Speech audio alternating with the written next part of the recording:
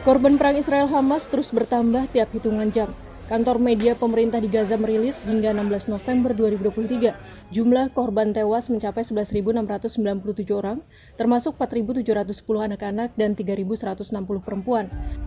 Selain itu, jumlah korban luka mencapai 29.800 orang dengan 70% diantaranya adalah anak-anak dan perempuan. Dalam laporan yang diperbaharui secara berkala, kantor berita Al Jazeera menghitung bahwa 15 orang termasuk 6 anak meninggal di Gaza setiap jam. Pada 6 pekan terakhir, pertempuran di Gaza mengakibatkan sekitar 1,6 juta mengungsi. Jumlah itu berarti lebih dari separuh penduduk Gaza meninggalkan kediaman mereka. Mereka dipaksa meninggalkan wilayah utara Gaza ke selatan lewat ultimatum yang ditebar militer Israel.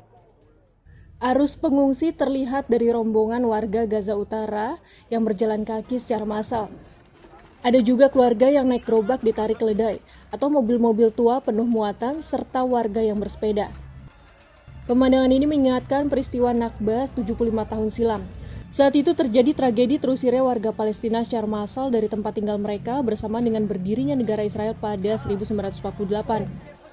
Belum reda derita di pengungsian ke wilayah selatan, Sabtu 18 November 2023, mereka kembali dihujani selebaran militer Israel yang mengultimatum warga Palestina di Gaza Selatan agar merelokasi diri, tanpa disebutkan kemana, karena Israel akan memperluas area pertempuran dengan Hamas ke wilayah selatan.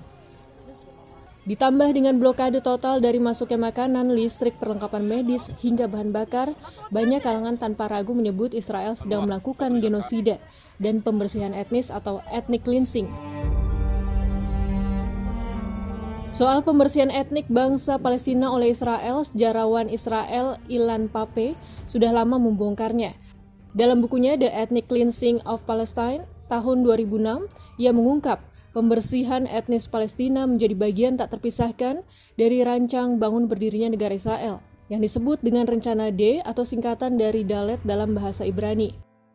Rencana ini berisi metode pembersihan etnis bangsa Palestina disusun detail sebagai panduan bagi unit-unit militer di lapangan, intimidasi berskala besar, pengepungan dan pengeboman, pembakaran rumah dan properti, pengusiran, penghancuran, serta pemasangan ranjau untuk mencegah warga yang telah terusir agar tak kembali.